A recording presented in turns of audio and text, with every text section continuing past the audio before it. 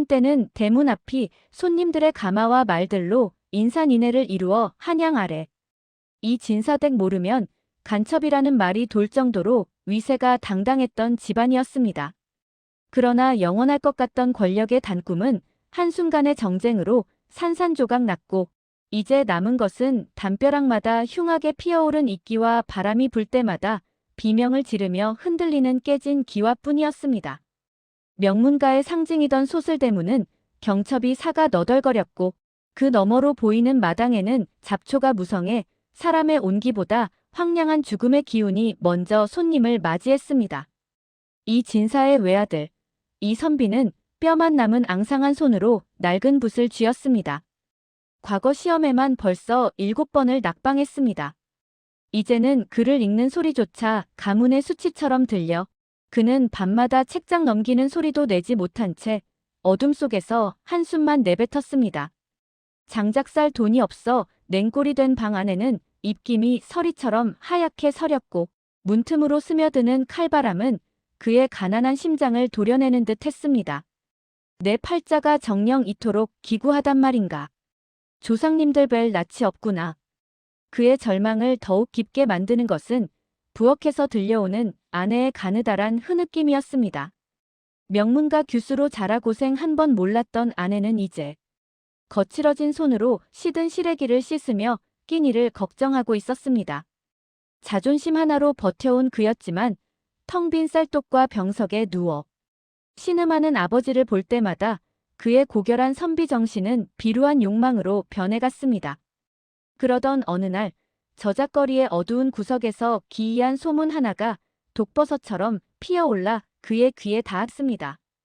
인적 드문 뒷산, 짐승들도 발길을 끊었다는 망령골 깊은 곳에 눈먼 무녀가 사는데 그녀의 점괘는 산자의 운명뿐만 아니라 죽은 자의 원한까지 다스려 몰락한 가문을 단숨에 일으켜 세운다는 것이었습니다. 평소 공자 가라사대 미신을 멀리하던 그였으나 벼랑 끝에 선 인간에게 신념은 배부른 자의 사치일 뿐이었습니다. 그는 결국 썩은 동아줄이라도 잡기로 결심했습니다. 보름달조차 검은 구름에 짓눌려 핏빛 그림자를 들이우던 밤, 이선비는 가족들에게 행선지도 알리지 않은 채 무작정 산길을 올랐습니다. 가파른 고갯길을 넘을 때마다 이름 모를 산짐승의 울음소리가 귓가를 때렸고 발밑에 마른 나뭇가지는 해골이 부서지는 소리를 내며 그를 위협했습니다. 얼마나 걸었을까? 숲 한복판에 기괴할 정도로 고요한 초가집 한 채가 나타났습니다. 집 주위에는 상여에서나 쓸 법한 낡고 붉은 천들이 기괴한 춤을 추며 펄럭였고 비릿한 피냄새와 섞인 진한 향 연기가 산을 덮고 있었습니다. 이선비가 공포에 질려 마른 침을 삼키며 마당에 발을 들여놓는 순간 삐걱거리는 비명과 함께 닫혀있던 방문이 소리 없이 열렸습니다. 몰락한 가문의 자손이 무엇이 아쉬워 이 누추한 곳까지 발걸음을 했는가. 내 놈의 몸에서 풍기는 지독한 가난의 냄새가 여기까지 진동하는구나. 어둠이 짙게 깔린 방 안, 초 한 자루 켜지 않은 그곳에 한 여인이 등을 돌린 채 앉아 있었습니다. 그녀는 눈이 보이지 않는다는 소문대로 앞을 보지 않았으나 마치 이선비의 초라한 행색 뒤에 숨겨진 추악하고도 거대한 탐욕을 이미 다 읽고 있는 듯 했습니다. 이선비는 압도적인 기운에 눌려 자신도 모르게 바닥에 넙죽 엎드렸습니다. 무녀님, 제발 저희 가문을 살려주십시오. 이대로 죽기엔 제 한이 너무나 깊습니다. 어떤 대가라도 치를 테니 제발 그 영험한 비책을 내려주십시오. 무녀는 대답 대신 천천히, 아주 천천히 고개를 돌렸습니다. 어둠 속에서도 번뜩이는 그녀의 붉은 안광이 이선비의 눈과 마주치는 순간 그는 심장이 멎는 듯한 오한을 느꼈습니다. 그것은 신의 눈도 사람의 눈도 아닌 굶주린 악귀의 그것과 닮아 있었습니다. 무녀의 붉은 눈이 이선비의 심장을 꿰뚫는 듯한 침묵이 길게 이어졌습니다. 방 안의 공기는 얼음장처럼 차가웠고 이선비는 바닥에 이마를 대고 숨조차 크게 쉬지 못한 채 그녀의 입이 열리기만을 기다렸습니다. 캄캄한 방 안에서는 이름 모를 벌레가 벽을 긁는 듯한 소름 끼치는 소리만이 고요를 깨고 있었습니다. 마침내 무녀가 마른 잎이 바스라지는 듯한 거친 목소리로 입을 뗐습니다. 내 가문의 명줄이 이미 다했다는 것을 너도 알고 있느냐? 조상들의 음덕은 이미 말라붙었고 이제 남은 것은 굶주린 귀신들이 내 자식들의 숨통을 노리는 일뿐이다. 이 선비는 온몸을 바들바들 떨며 더욱 깊이 머리를 조아렸습니다. 무녀님, 제발. 어떤 대가라도 치르겠습니다. 저를 벌하시고 가문만은 살려주십시오. 그의 목소리는 울음 섞인 애원이 되어 방 안을 맴돌았습니다. 명색이 선비라는 자가 미신 앞에 무릎을 꿇고 구걸하는 꼴이 처량하기 그지없었으나 당장의 굶주림과 멸시는 그보다 더 무서운 것이었습니다. 무녀는 기괴하게 어깨를 들썩이며 웃더니 품속에서 낡고 빛바랜 노란 종이봉투 하나를 천천히 꺼냈습니다. 봉투는 마치 사람의 살가죽을 말려 만든 것처럼 기묘한 질감을 띠고 있었고 그 주위로는 검은 기운이 아지랑이처럼 피어오르고 있었습니다.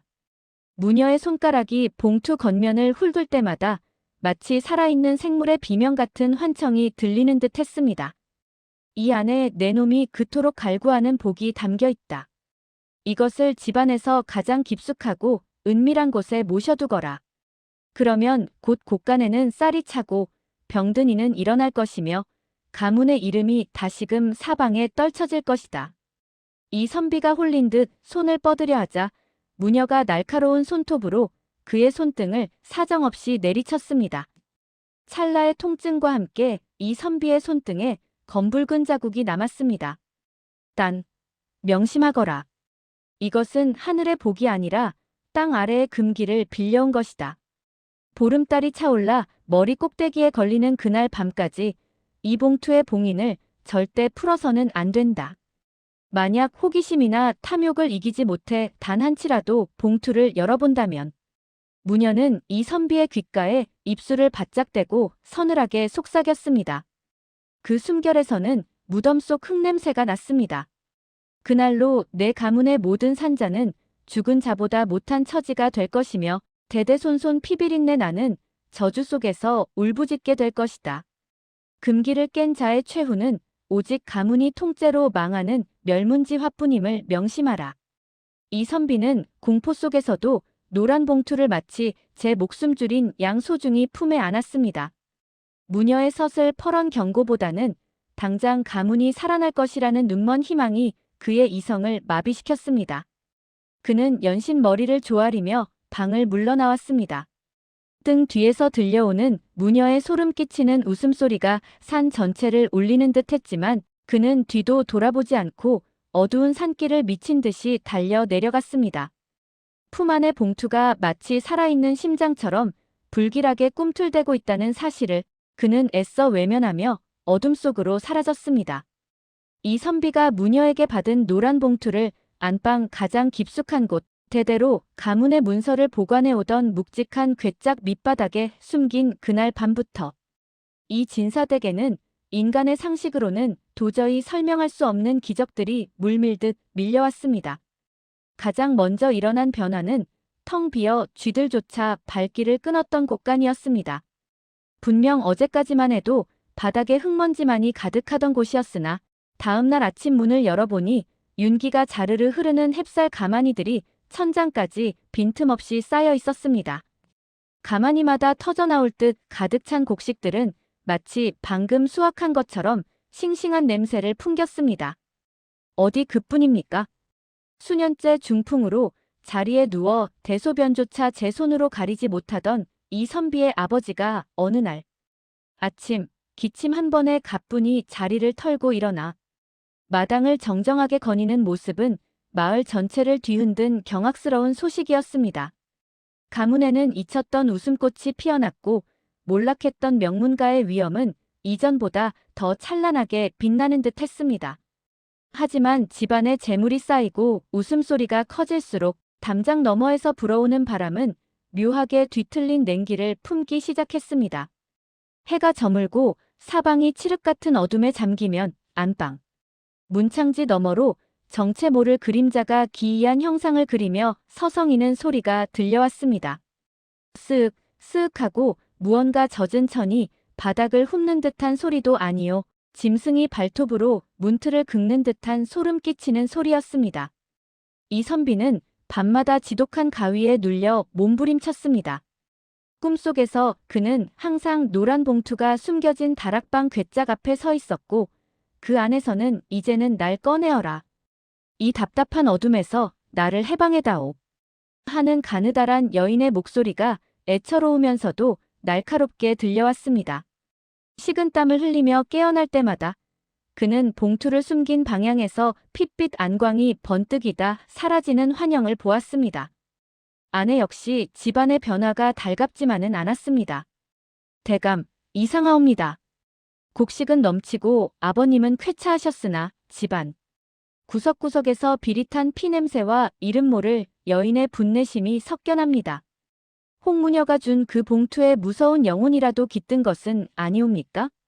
아내의 날카로운 질문에 이선비는 어찌 그런 해괴망측한 소리를 하느냐 며 버럭 소리를 질렀습니다. 그러나 그의 가슴속 깊은 곳에는 무녀가 남긴 금기를 깨는 날이 곧 파멸의 날이라는 경고가 녹슨 가시처럼 박혀 그를 끊임없이 괴롭히고 있었습니다. 보름달이 뜨기까지는 이제 단 며칠. 가문이 번창할수록 이선비의 안색은 흑빛으로 변해갔고 양반댁을 감싼 서늘한 기운은 마치 거대한 괴수가 아가리를 벌리고 먹잇감을 노리는 듯 점점 더 짙고 음산해져만 갔습니다. 집안의 재물은 날로 쌓여가고 죽음의 문턱에 서 있던 아버지는 청년처럼 정정해졌으나 이선비의 심장은 반대로 시커멓게 타들어가고 있었습니다.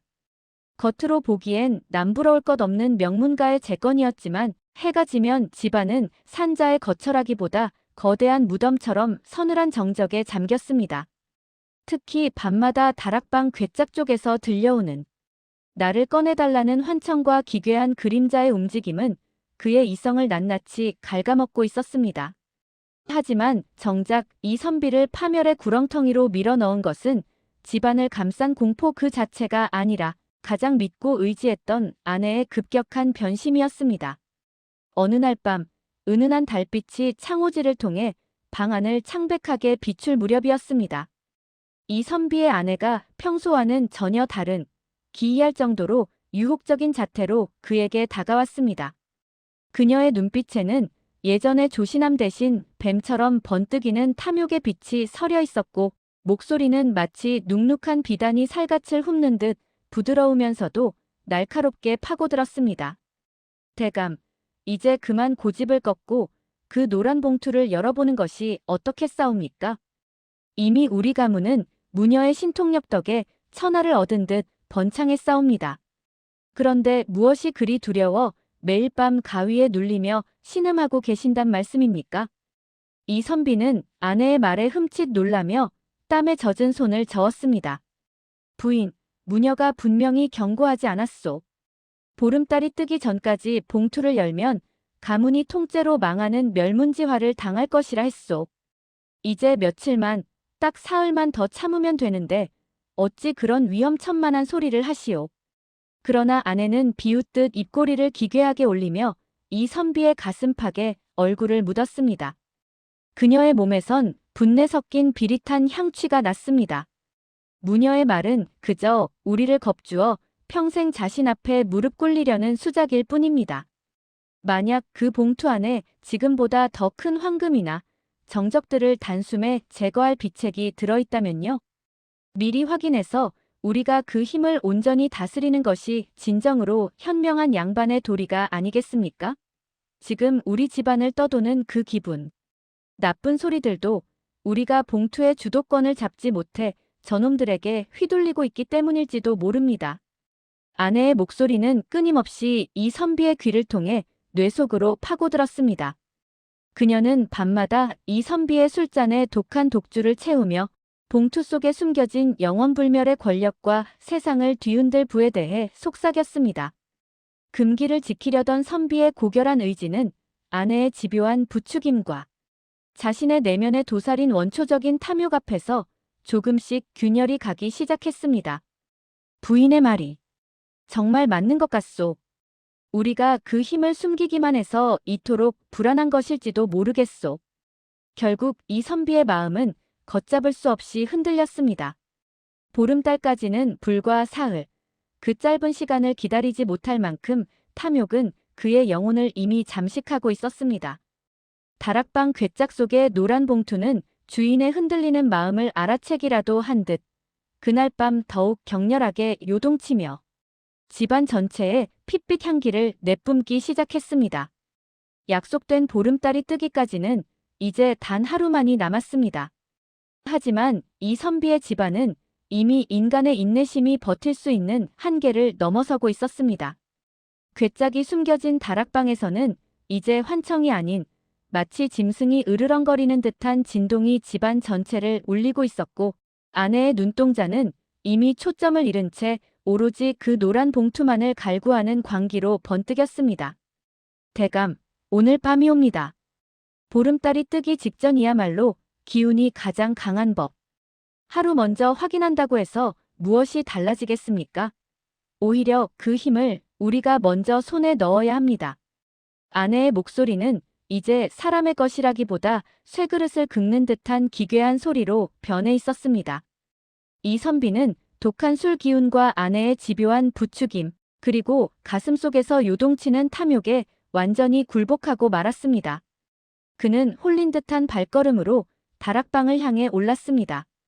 계단을 한 칸씩 오를 때마다 발바닥을 타고 올라오는 얼음장 같은 냉기가 그의 전신을 휘감았지만 이미 멈출 수는 없었습니다. 마침내 먼지가 뽀얗게 쌓인 괴짝 앞에 섰습니다.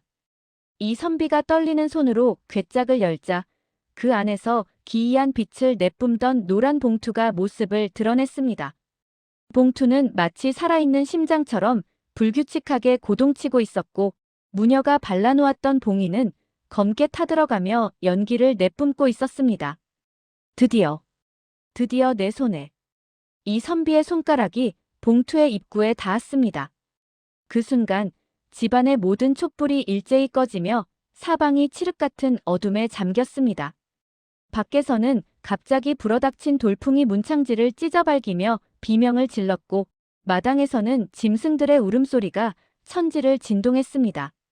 하지만 탐욕에 눈이 먼 이선비는 공포보다 호기심이 앞섰습니다. 그는 침을 꿀꺽 삼키며 봉투의 봉인을 단숨에 찢어버렸습니다.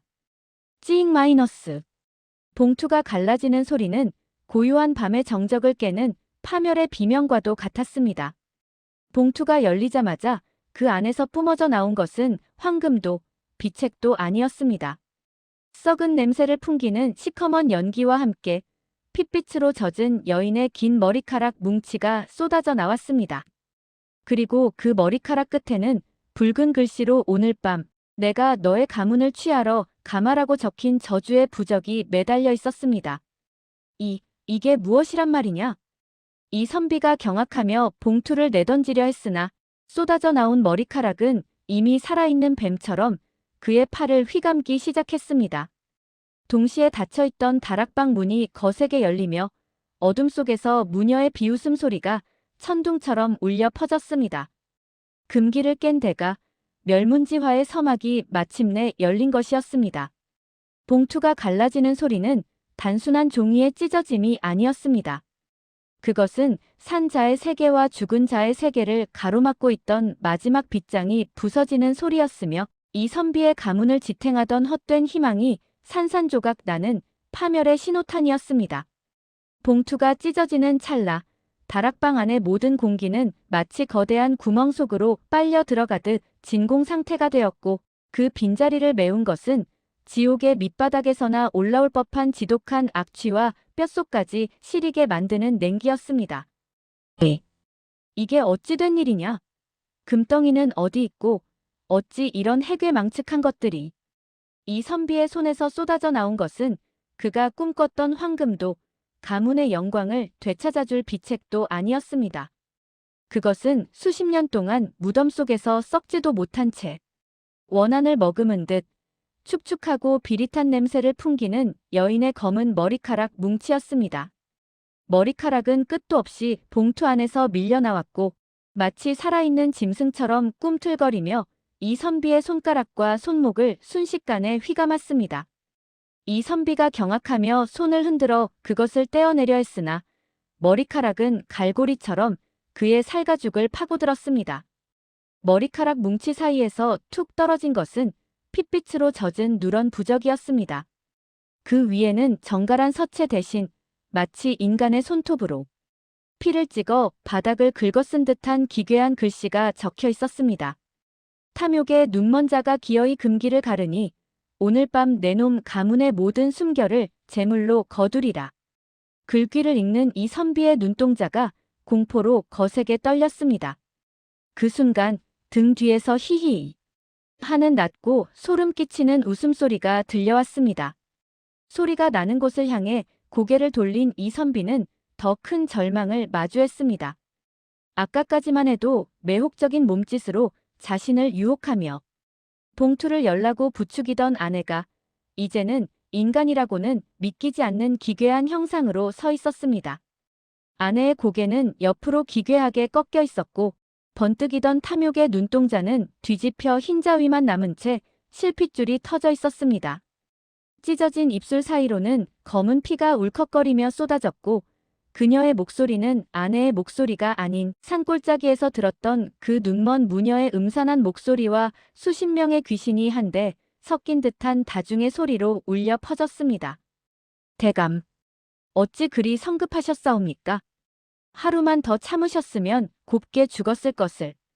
이제 당신의 자식도, 당신의 아버님도, 그리고 당신의 그 잘난 심장도 모두 저들의 밥이 될 것입니다. 아내의 목을 빌려 말하는 악귀의 조롱에 이선비는 넋을 잃었습니다.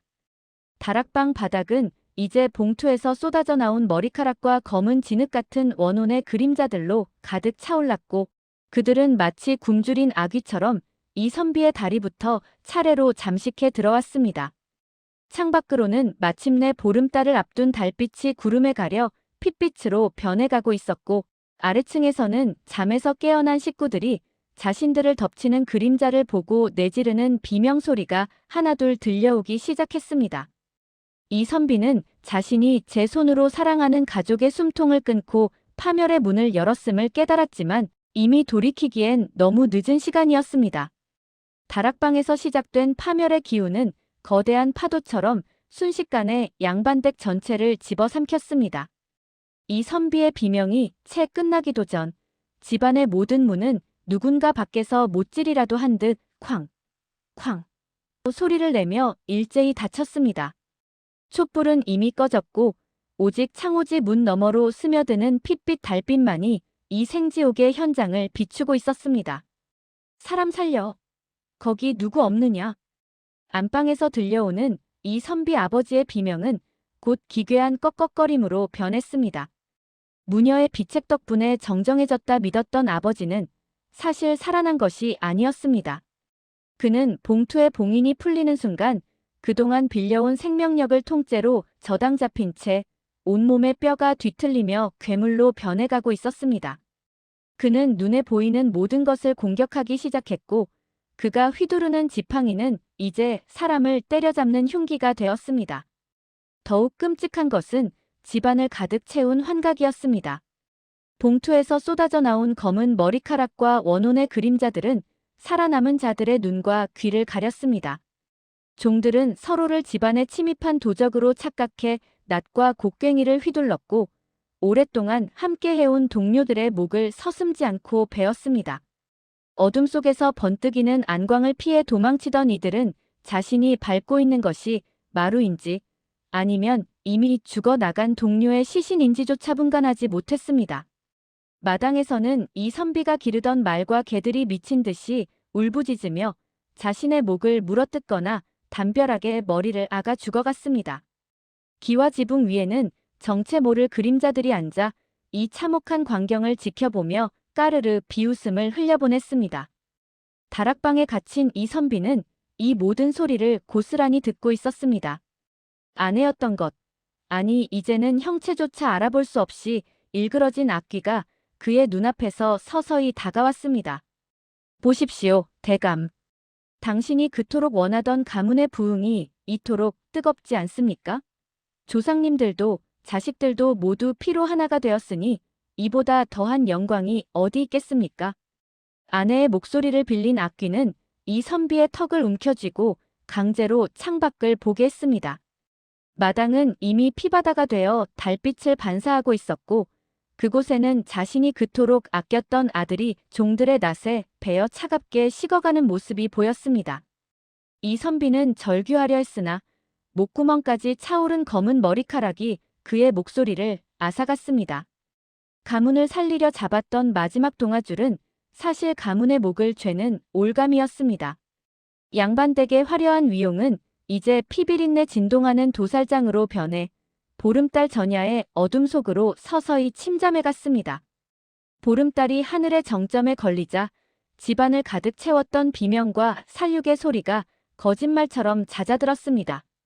구름 사이로 드러난 달은 차갑다 못해 시퍼런 빛을 토해냈고 그 빛은 피로 얼룩진 이 진사댁의 참상을 낱낱이 비추었습니다.